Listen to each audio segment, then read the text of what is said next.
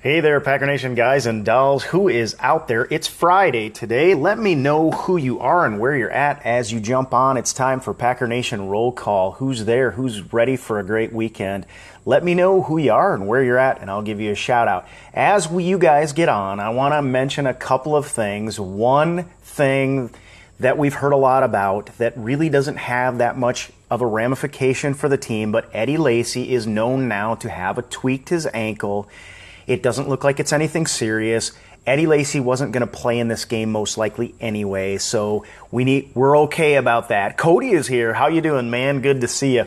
So obviously this weekend is Hall of Fame induction ceremony weekend with Kevin Green and Brett Favre.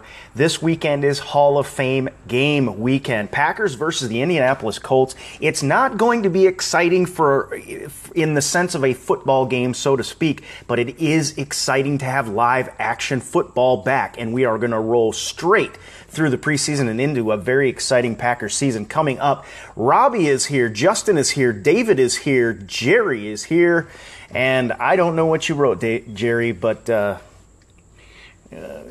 I hope that wasn't a voice text because it was a curse word.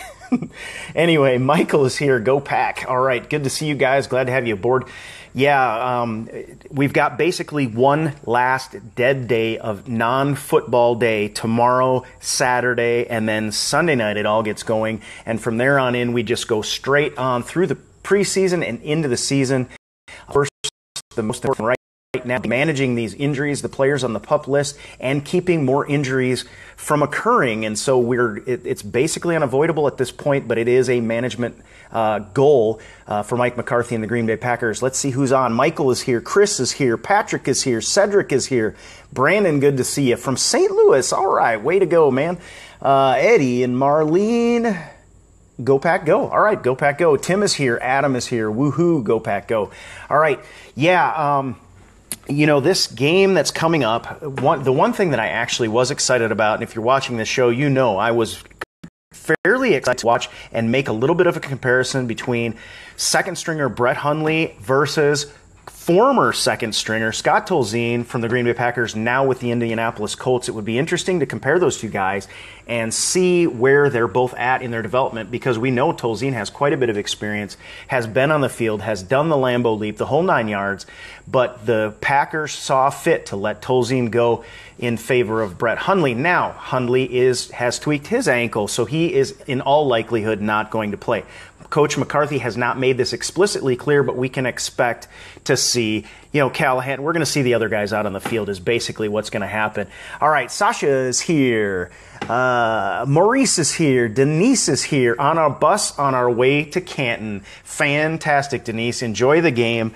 Yes, it's not going to be exciting in terms of, football strategy. It's not going to mean anything in terms of the season itself, but you and I both know it's going to be great to see live action football. We're going to be interested in seeing guys like Brett Martinez out there. Some of these young kids who have come in, and Ted Thompson just got done with a press conference, and as is Ted Thompson's MO, he really didn't give us any new information. He never wants to. But one thing that he did sort of let leak out was a little bit of his past experience in terms of preseason games and how, while everybody else calls them a snooze fest and a snore, the players who are trying to make teams see every rep, every game, every training camp practice as extremely important and critical, in fact, to their chances to show that they can play the game of football. And Ted Thompson said that from his standpoint, because he had been in that situation. And these young guys going out onto the field can't wait to get out there and show the coaches that they have installs, which we know from what McCarthy has said that this Indianapolis Colts game, this Hall of Fame game, actually is going to be included as part of their install. That's just the way the timeline works out. There's not enough practices anymore, the way the collective bargaining agreement works. And so Coach McCarthy is going to be out there. It's really going to be a way for him to work in an install and get a lot of looks and put a lot of players in a lot of different positions and see how they perform. And that's what's really important for our team moving forward. Adam is here from Wisconsin. Good to see you, buddy. Evan is here. Lisa is here from Kentucky. Can't wait to watch the Packers. Well, me neither, and it's not too far away, and that's a very, very good thing. Connie, woohoo, go Green Bay Packers. All right, I like those green and gold hearts. Those are looking pretty good right now. So right now, what we're concerned with mostly as Packer fans is managing this longer preseason situation. We've got that extra game. We all know what happened last year. You can lose a guy like Jordy Nelson to a freak preseason ACL. He just came down on it awkwardly, not even any contact in the play, and he's out for the season. This is the last thing we want to repeat. And obviously, Coach McCarthy and the coaching staff are working very hard to make sure that does not occur again. One of those things is just keeping players off the field. So yes, of course, we weren't planning to see Aaron Rodgers. We weren't planning to see Eddie Lacy anyway. We weren't planning to see guys like Clay Matthews and Julius Peppers have to go out on the field right now. But we are excited to see guys like Dayton Jones in his new hybrid position out there. Dayton is going to have a chance possibly to go after Andrew Luck himself. And because Coach Pagano has said Andrew is going to play. Now, this is going to be one series, maybe two series, but with Dayton Jones, and of course we know Nick Perry is out there, and these are sort of guys that have something to prove, high draft picks that have not sort of worked out for us. Nick Perry in particular having injury issues year in and year out, now finally healthy, and I bet he is champing at the bit to get out on that field, whether it be a preseason game or not, to where he left off last year in the playoffs is exactly where he's going to start in 2016. And I am excited to see Nick Perry play. I'm also excited to see Julius Peppers get some reps off to stay rested, because he's the kind of guy with his experience that can really come on when it matters. Hey there, Evan. How are the rookies looking? They are looking good. Andrea is here. Cedric, how you doing, man? I already gave you a shout out, I think. Colonel Johnny, how are you, man? Good to see you. Go Pack, go. Trent says, I think Hundley will be a great quarterback after Rodgers retires. You watch. I don't think Brett Hundley will be with the Packers until when Rodgers retires, is my only question about that. I think he will be moved on long before that. This is his second year. He'll have two years more on his rookie contract. Aaron Rodgers is going to play long after that, is my guess at this point. Of course, anything can happen, but I totally agree with you. Brett Hundley, a great pickup, one of those developmental guys with incredible athleticism, and a guy who is, contrary, this wasn't really his MO, but very cerebral, a note taker, a student of the game, and these are the kind of guys that we want to lead the Packer squad in the event that Aaron Rodgers, heaven forbid, knock on wood, gets injured, but also looking for the future. So yeah, he might be around. But I just think he's going to be long gone before Aaron Rodgers retires. Rodgers does not seem to be showing any signs of slowing down. In fact, he's in the best shape of his life right now. Kathleen is here. Chris is here. Zach is here. Good to see you, man. Go Pack, go from Texas. We got more. There's Sasha again. Perry is a really good one. Love to play him in Madden. All right. Yeah, I agree. He's going to have a good year, I think, this year. He's going to get more opportunities. Obviously, he has something to prove out there.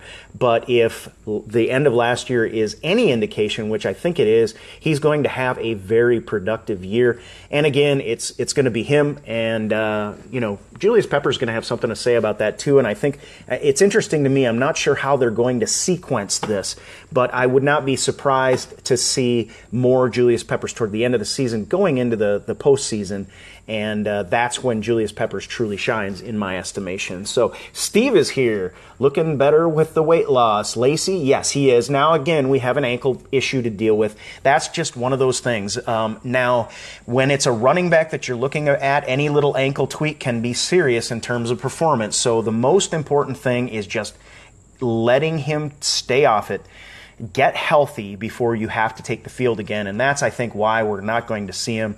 We may not see him at all in the preseason. Same thing with Jordy. These guys. The most important thing is when the regular season rolls around, we come to September 11th down in Jacksonville. We have got to have our guys available. We've got to have them healthy. And that's what the Packers coaching staff is managing right now. And it is a bit of an issue. Hey there, Adams. Hi, Hector. Somebody fill me in.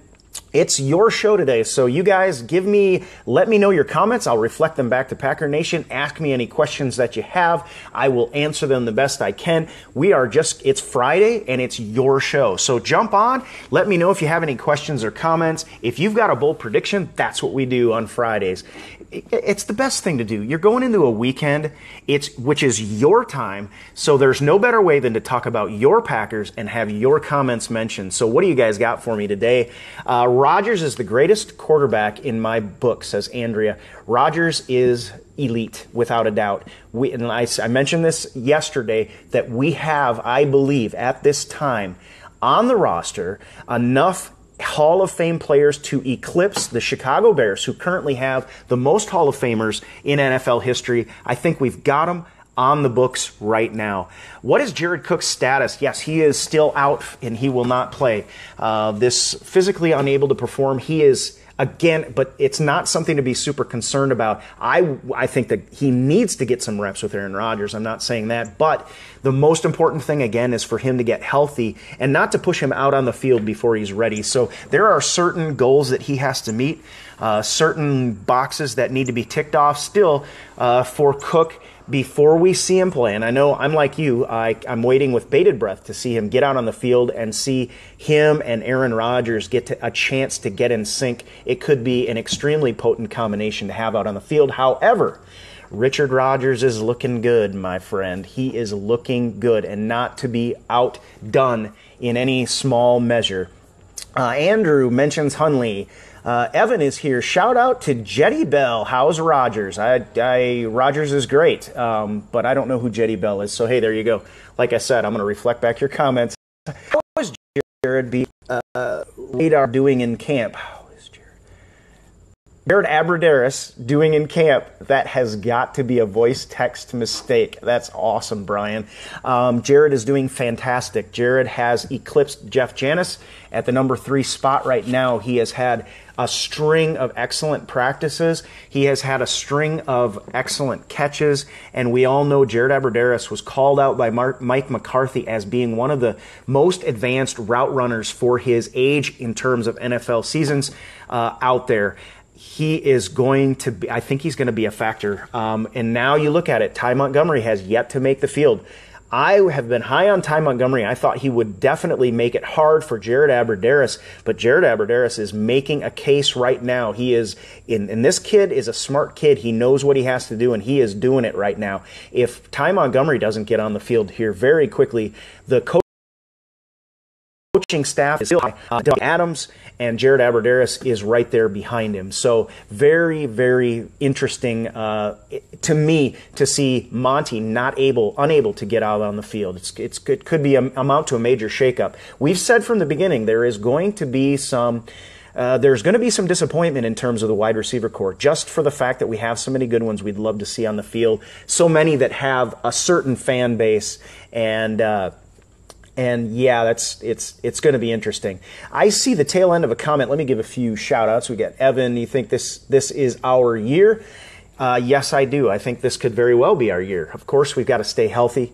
We've got to get Jordy back. Even though we did quite well in his absence, the offense was not the same, but we still were able to carry the torch and go into the playoffs, becoming basically one defensive series short of the NFC title game. And that's really something said for a team without Jordy Nelson.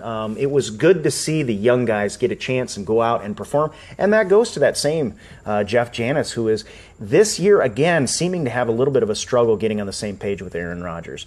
Brandon is here. What about Jeff Janis? Well, there you go. He's had a bit of a he's had a bit of a struggle this training camp. He's done some really good things. He's had some good practices, but there have been times when he has not been on the same page with Aaron Rodgers.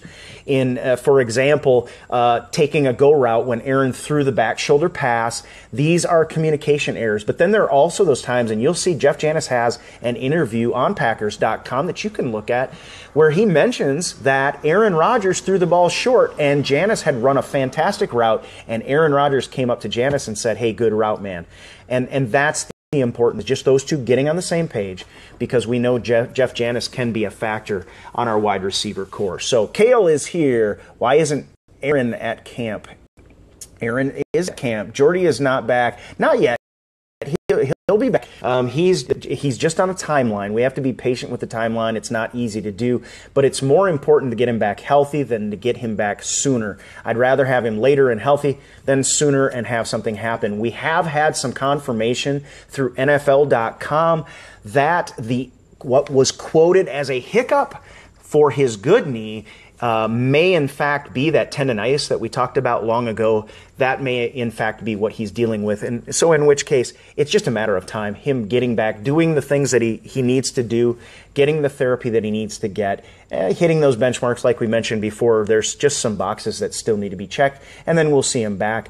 And it may take a while for him to be back to 100% and be the Jordy Nelson of old, but I expect him to be the Jordy Nelson of old eventually, and eventually is better than never. So we'll call it. What about special teams? Better than last year?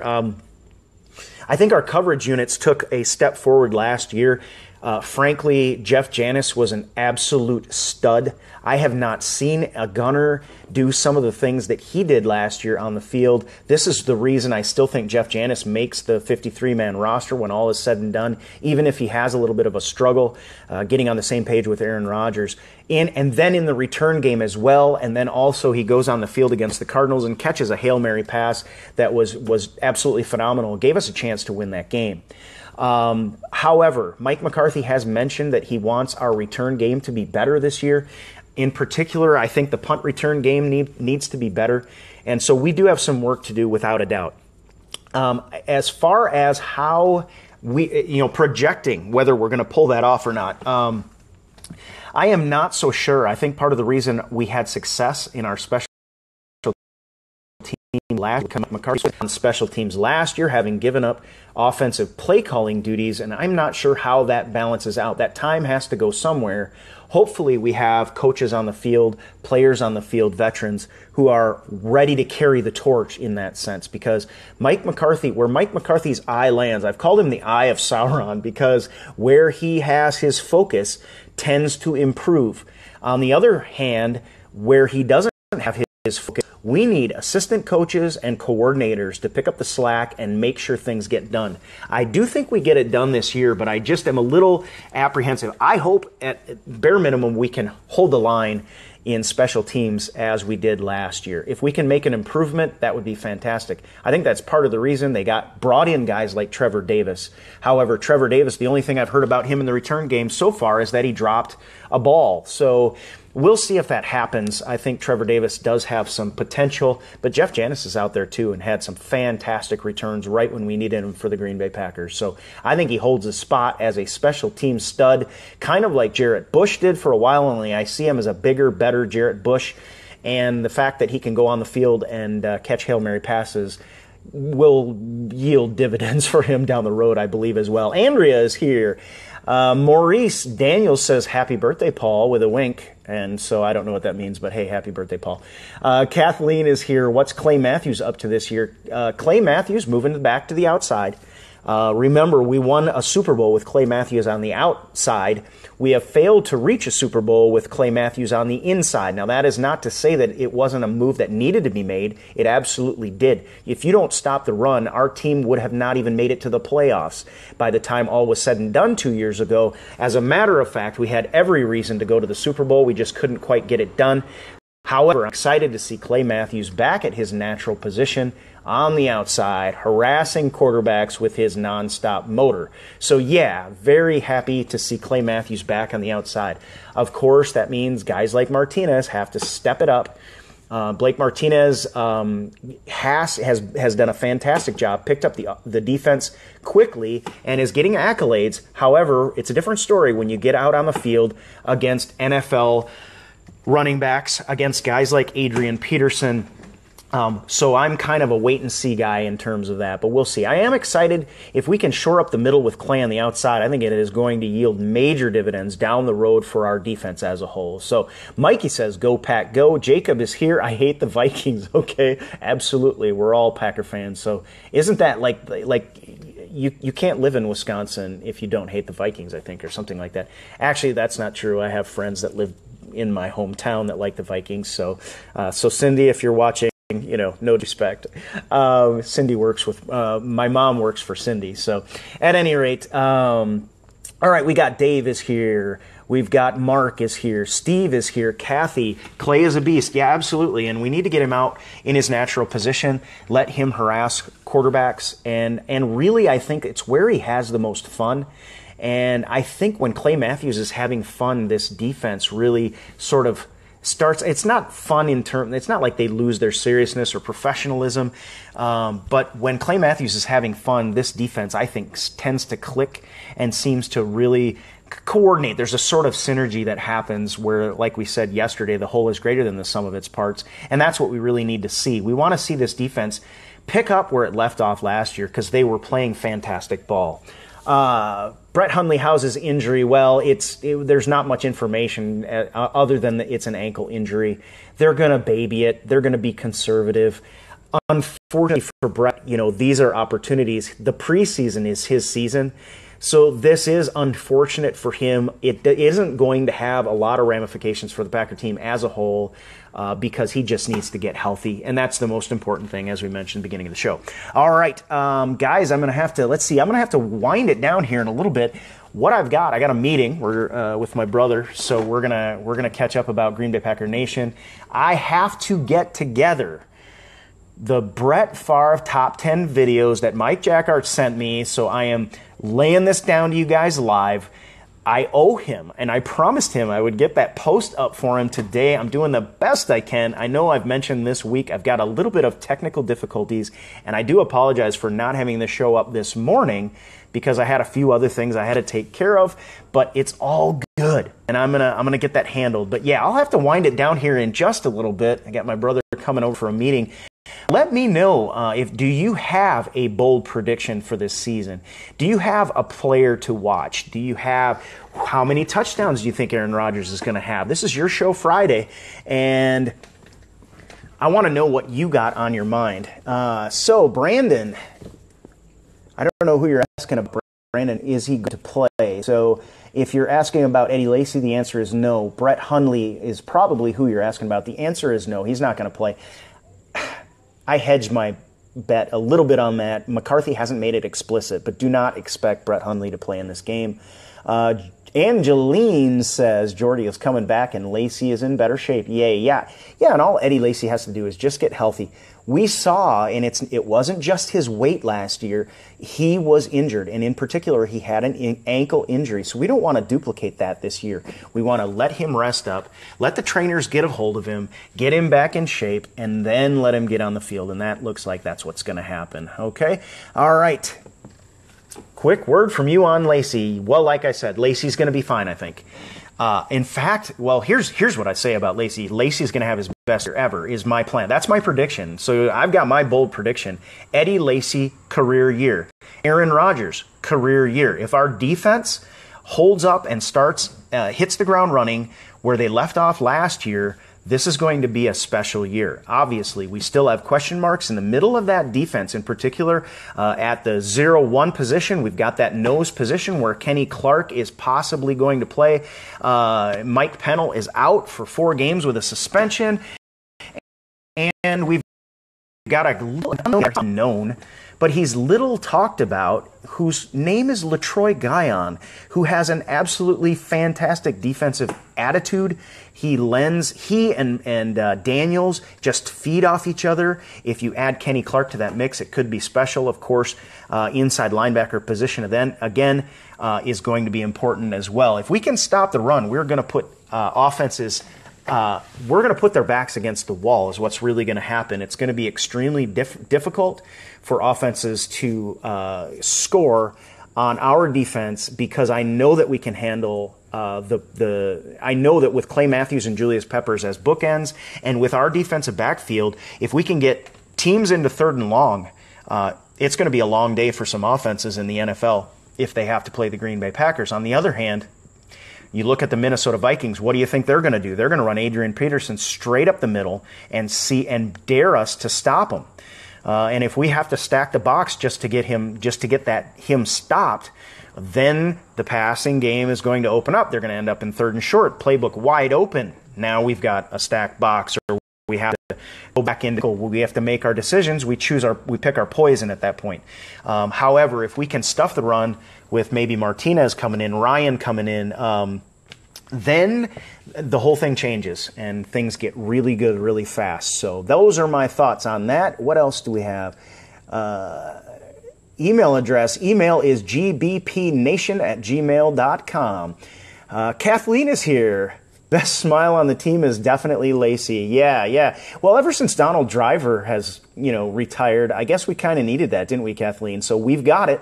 And I love Eddie Lacy's attitude, and I love that he came back in the kind of shape he did. And I'm going to be pulling for him, like I said, to have a career year. I think it's going to happen. And again, we've talked about the repercussions may be for that are guys like Jordy Nelson when they come back.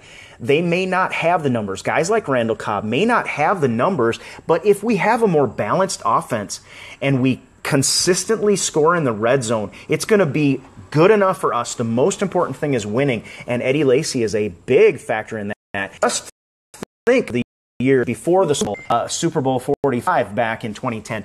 Just think of the struggles that we had to have any kind of a running game. The last years that Brett Favre was here, we couldn't buy a running game to save our lives. Now Eddie Lacy comes on the scene as Rookie of the Year, and he has really made a difference for us. And him having a good year is fantastic for the Green Packers. Brad, how do you think the cornerbacks are going to do this year? And I think they're going to be fantastic. We've got some depth back there. It's interesting to watch Dom Capers talk about, guys like Randall and Rollins, Gunter, things like this. Basically, they're going to have 5 preseason games to really get their feet back under them, but to continue to learn the defense and to hone their intuition. And, you've got 2 different types of players, but Dom Capers is very happy to have those 2 guys back there. And again, we've got Sam Shields on the outside, who is really the sort of the elder statesman of that defensive backfield. He's not a vocal leader, but he is a leader. He goes out there and he's every day. He's an ultimate pro, and that's extremely important for those young guys. I think this is a good group of cornerbacks that we have. And then, of course, our safety group as well with Morgan Burnett, Clinton Dix. You throw Micah Hyde in the mix, who can basically do both. I think we're going to be okay back there. I think really and this is one of the keys, again, if we're talking about the last time we went the distance, is remember how many turnovers we had in Super Bowl 45. The defense won that game for us with with turnovers, basically. And if you look at the way if our defense can put Clay Matthews on the outside and Julius Peppers or Nick Perry and Clay Matthews can harass a quarterback, we're going to have more. Maybe we don't have sacks necessarily, but when that quarterback starts throwing off his back foot, good things happen for the defensive backfield. And if our defensive backfield starts picking up those interception numbers like we've had in the past, good things are going to happen for the Green Bay Packers. And I really think that's the scenario we're going to see play out. I think we're going to have a front that wreaks a lot of havoc, whether they get those sacks or not. We're going to have balls that go up in the air that then can be contested balls. And we know Clinton Dix can win contested balls. We know guys like Randall and Rollins can win those contested balls and come down with them. Something's from the backfield. So yeah, I think we're going to do well. Of course, we have to be able to get to the quarterback from time to time, and I'm still interested to see again how the defensive line in the middle at the nose position and our inside linebacker group sort of shakes out, because again, the whole scenario is to get an interception is to be in a passing situation. And if teams can run all over us right up the middle, they're not going to have to do that nearly as much. So, all right, we've got Dave is here. Is it true no Rodgers this weekend? No, we won't. Rodgers isn't going to play. He's going to go down. I don't think he practiced yesterday. He's going to go down to the festivities, the Hall of Fame. He's going to watch Brett Favre get inducted, Kevin Green get inducted. He's going to probably be standing in street clothes watching this game.